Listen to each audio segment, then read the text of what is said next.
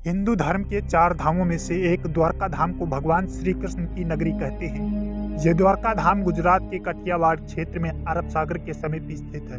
श्री कृष्ण की द्वारका नगरी के जल में समाहित होने की कई पौराणिक कथाएं प्रचलित हैं।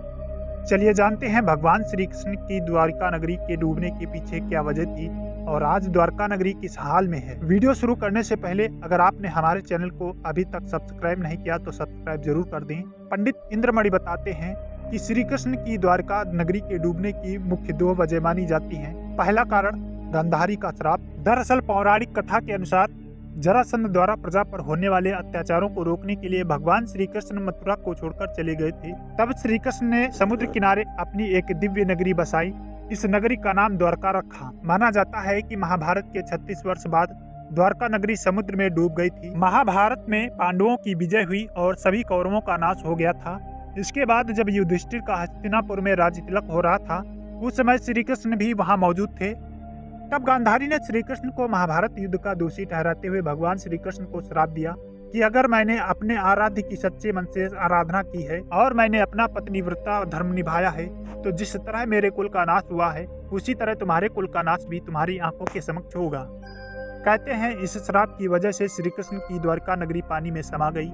दूसरा कारण ऋषियों का श्राप। एक अन्य पौराणिक कथा के अनुसार एक बार महर्षि विश्वामित्र देव ऋषि नारद कण्व द्वारका गए। तब यादव वंश के कुछ लड़के ऋषियों के साथ उपहास करने के प्रयोजन से श्री कृष्ण के पुत्र सांप को स्त्री वेश में ले गए और ऋषियों से कहा कि यह स्त्री गर्भवती है, आप इसके गर्भ में पल रहे शिशु के बारे में बताइए कि क्या जन्म लेगा। ऋषियों ने अपना अपमान होते देख श्राप दिया कि इसके गर्भ से मूसल उत्पन्न होगा और उस मूसल से समस्त यदुवंशी कुल का विनाश होगा। इस घटना का पता श्री कृष्ण को पता चला तो उन्होंने कहा यह ऋषियों की वाणी है, व्यर्थ नहीं जाएगी। और अगले ही दिन सांप ने एक मूसल उत्पन्न किया।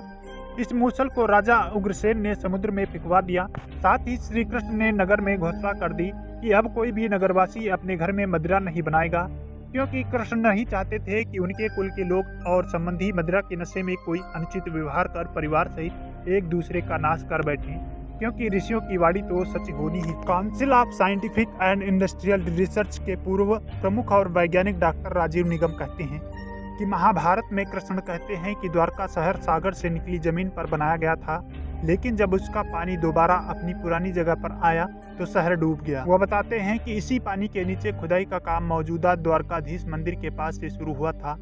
यहाँ कई मंदिरों की एक श्रृंखला मिली है, जिसका मतलब ये है कि जैसे जैसे पानी चढ़ता गया मंदिरों की जगह आगे सरकती गई। इस अवलोकन ने भारत के चर्चित पुरातात्विक डॉक्टर SR राव को चेताया कि क्यों ना समंदर के किनारे खुदाई की जाए, ताकि पता चल सके कि यहाँ इस डूबे हुए शहर के वास्तविक सबूत हैं। हालांकि इस नगर पर आज भी शोध जारी है। देखना यह है कि यह गुत्थी कब तक सुलझ पाएगी। तो दोस्तों, उम्मीद है आपको ये वीडियो पसंद आई होगी। वीडियो अगर पसंद आई तो वीडियो को लाइक जरूर कर दें।